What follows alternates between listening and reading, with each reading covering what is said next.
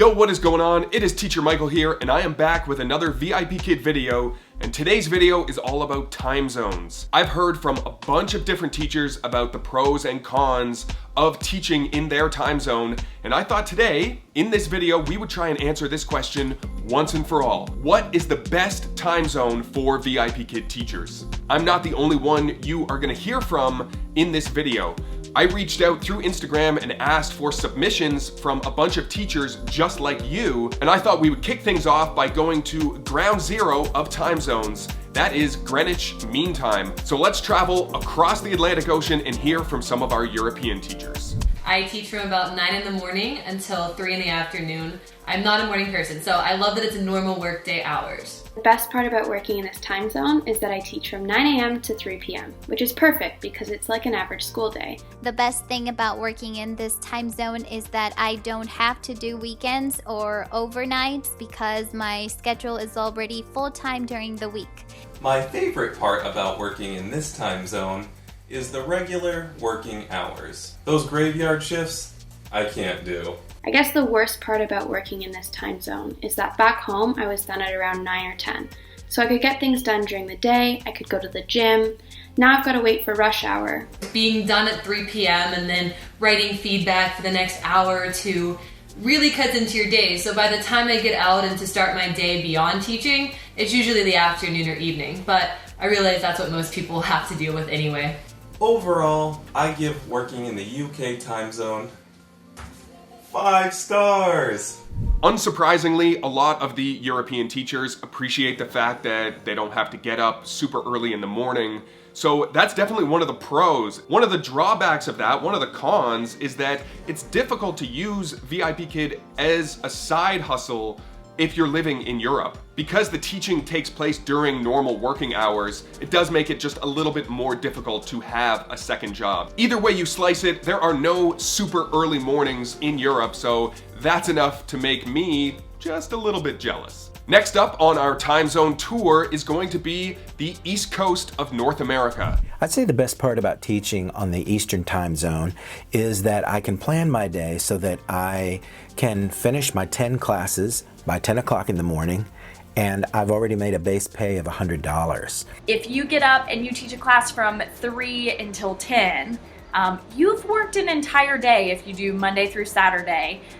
You've worked an entire day, 40 hours a week, you've worked a full-time job, and you still have your entire day left to do whatever you want. We have great morning hours, definitely. 6 a.m. to 9:30, that's my jam. The best part about teaching in Eastern Standard Time Zone is the fact that it's the best time zone to teach in the United States. Because I don't have to wake up at 4 in the morning. So I am fully awake and full of energy in class. The worst thing about teaching in the Eastern Time Zone is that my children are also fully awake and expect breakfast before I submit my feedback. I think the worst part about teaching in the Eastern time zone is that I have to cease all activity and try to be in bed by 10 o'clock every night so that I can function in the morning for 10 classes.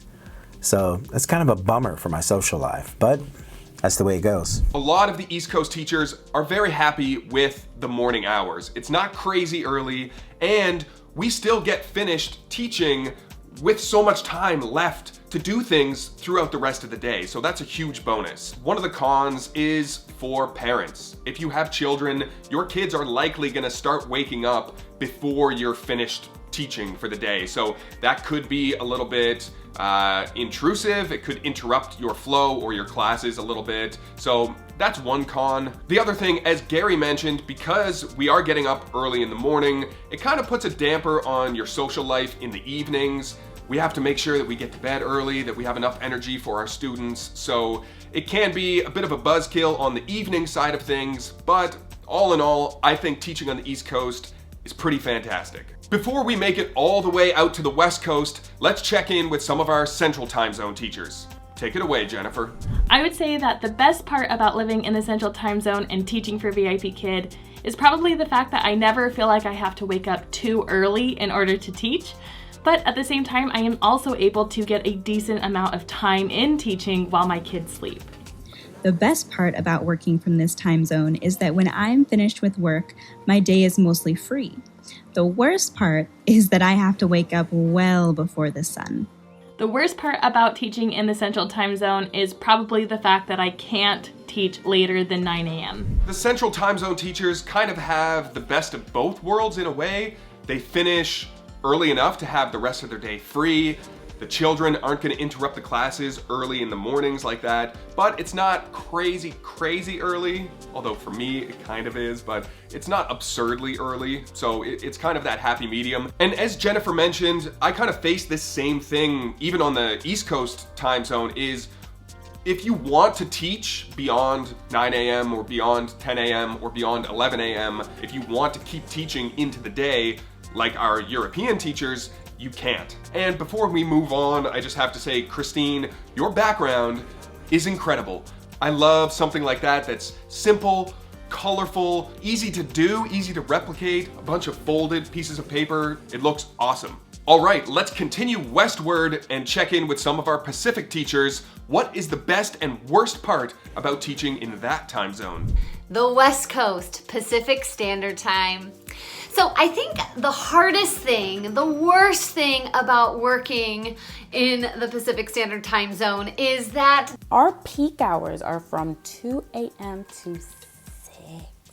I'm not about that life. I don't want to get up that early. But let me tell you, the best thing about our time zone is that when my last class finishes at 7 o'clock in the morning, my children's day is just starting. I personally love it because I can get in a full morning of classes before my kids wake up, and I homeschool them. The worst part about teaching in the Pacific time zone is that I have to head to bed at about 7:30 p.m.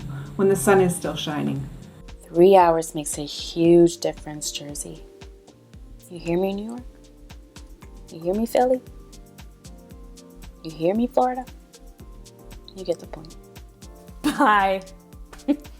So a common theme with all of the West Coast teachers is that, yes, they are like, the mornings, the early mornings, they're killer.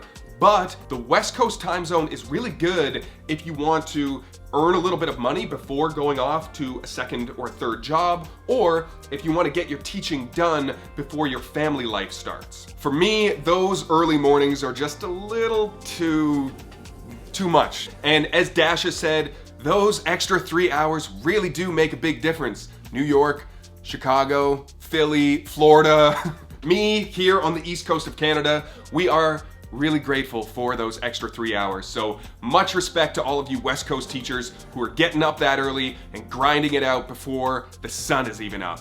And we are going to continue moving west over to Asia. We're going to go to the time zone where all of our students are living, Beijing time. And unfortunately, I didn't get any video submissions from any teachers in Asia, but I have actually had personal experience teaching in that time zone. Yo, what's going on? It is Teacher Michael here, and welcome to Hanoi, Vietnam. My opinion about that time zone is that it's really good if you're not a morning person.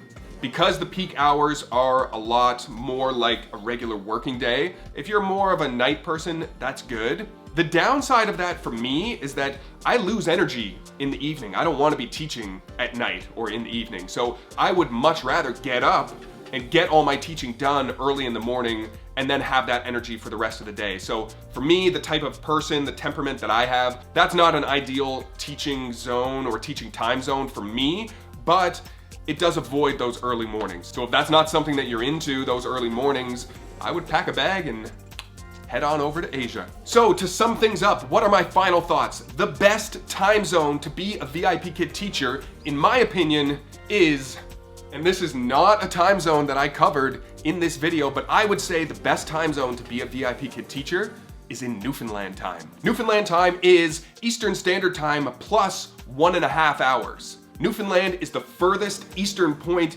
in North America, and for that reason, in my opinion, it makes it the best time zone to teach in. The mornings aren't crazy early. I think the peak times in Newfoundland are from 7:30 to 11:30 in the morning, so you can still get a whole bunch of teaching done and still have from noon until midnight to do whatever you need to do. So if you ever have the chance to visit or teach from Newfoundland, I would highly, highly recommend it. That's all from me, folks. Thank you so much for watching, and don't forget to subscribe to my YouTube channel if you want to see more videos like this from me in the future.